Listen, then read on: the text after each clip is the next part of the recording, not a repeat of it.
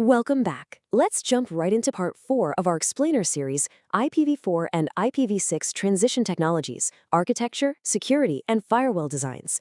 This is brought to you by Virtualization Options LLC, a Colorado-based technology research, education, and advisory group. Now, if you're an infrastructure or security architect who already knows IPv4 inside and out, and you're helping drive your organization's migration to IPv6, you are exactly who this explainer is for. Today, we're focusing strictly on Chapter 4 of our source material. We're looking at the architecture, the security, and the firewall designs for IPv4 as a service mechanisms. Look, if you're building out the future of your network, you know keeping legacy systems running smoothly during the transition isn't just a nice to have, it's absolutely critical. So let's see exactly how the major service providers are pulling this off. So think about this for a second. How does an ISP run an entirely IPv6 only core network without instantly cutting off all their subscribers' IPv4 access? It's kind of the ultimate tightrope walk, right? We all know the IPv4 free pool is exhausted, and networks are moving to IPv6 at a massive scale. But you can't just flip a switch and leave decades of hard-coded IPv4 apps, embedded devices, and legacy systems totally in the dark. Coexistence is unavoidable. So how do we actually bridge that gap at the service provider level without needlessly duplicating a ton of infrastructure? Okay, let's dive into this. Here's our agenda for today. 1. The IPv4 AT's concept. 2. How DS-Lite works. 3. The B4 and AFFTR components. 4. Lightweight 4/6. And finally, 5. Architecture and state comparison. Section 1. The IPv4 as a service concept. Let's start by establishing what IPv4 as a service actually means in a modern network topology. The core idea is elegantly simple, even if pulling it off requires a lot of precision. Basically, it's all about tunneling IPv4 traffic directly over an IPv6-only access network. By doing this, ISPs can confidently roll out a streamlined, modern IPv6-only infrastructure in their core and access networks. But from the subscriber's perspective, nothing changes. Their legacy IPv4 service is totally preserved. It's a seamless experience for the user, but under the hood, the architecture has fundamentally shifted. We're moving away from running dual stack everywhere and migrating to a purely encapsulated transport model. Section 2. How DS-Lite works. So how exactly is this encapsulation achieved? Well, enter DS-Lite, or Dual Stack Lite, which is defined in RFC 6333. I want to make sure we firmly grasp its primary job. DS-Lite lets an ISP run that pristine IPv6-only core while still keeping the IPv4 lights on for subscribers. But the really crucial part is how it does it.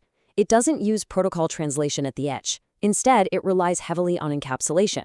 It literally takes the native IPv4 packet and wraps it entirely inside an IPv6 tunnel to move it across the provider's modern network. That is what keeps the core routing table exceptionally clean, running purely on IPv6 logic.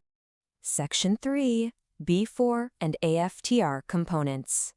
To really understand this, let's lift the hood and track a packet step by step. Step 1. The subscriber's device sends standard native IPv4 traffic. Pretty straightforward. Step 2.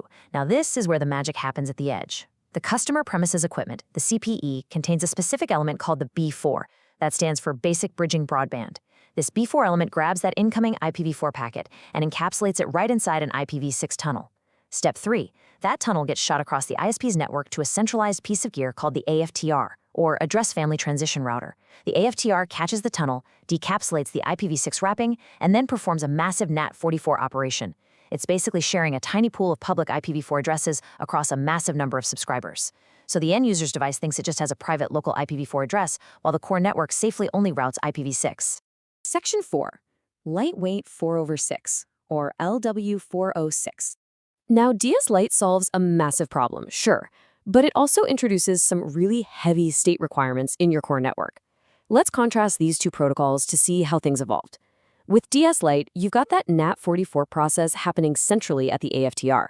That means your ISP has to maintain a colossal state table for every single subscriber's connections, every flow, every session stored right in the middle. Lightweight 4/6 completely flips the script. Instead of centralizing all that state, LW406 pushes the NAT responsibility back down to the distributed CPE, the subscriber's router. By moving the translation to the edge, the core network becomes stateless. This is a real game changer operationally, because you no longer have this single point of massive stateful overhead sitting in the middle of your network. The core just routes packets. Section 5. Architecture and state comparison. Now, what's really interesting about this slide is how this difference in state handling is exactly what security architects need to focus on. Your architecture literally dictates your attack surface. Just look at the matrix here. With DS-Lite routing through that centralized AFTR, you introduce a specific medium-level vulnerability, B4 spoofing. Since the AFTR is actively accepting tunnels from subscriber edge devices, an attacker could potentially spoof the B4 element. On the flip side, look at MAP-T and MAP-E. These give you great stateless scalability, but they introduce totally different risks, like rule poisoning and encapsulation injection. The big takeaway here is that there's no silver bullet. Protocols like MAP-T, MAP-E, and SIIT give you scalability, while DS-Lite gives you maximum IPv4 conservation. As an architect, the exact transition architecture you choose fundamentally defines the specific vulnerabilities you're going to inherit and have to mitigate. And that brings us to the universal risks, the things that apply across the board. Remember, whenever we're talking about encapsulation, we are talking about tunnels. And tunnels naturally bypass standard perimeter controls.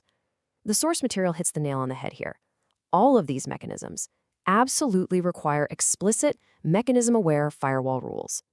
If a bad actor uses Protocol 41 or UDP port 3544, those packets will likely sail right through your legacy firewalls uninspected, completely unseen.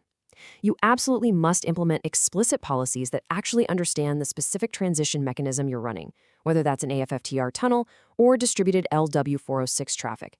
Because at the end of the day, you cannot inspect what your firewall cannot parse. Which brings us to the crucial point I want to leave you with today. Default IPv4 rule sets protect absolutely none of these transition mechanisms. If you're relying on your legacy IPv4 firewall design in an encapsulated or translated IPv6 world, you've got a massive blind spot. So as we wrap up this chapter, I want you to really ask yourself, and go ask your infrastructure teams, are your IPv6 firewalls actually ready to inspect inside the tunnel? Thanks so much for joining me for part 4 of this Explainer series. I highly recommend taking a hard look at your edge policies before we jump into the next chapter of the source material.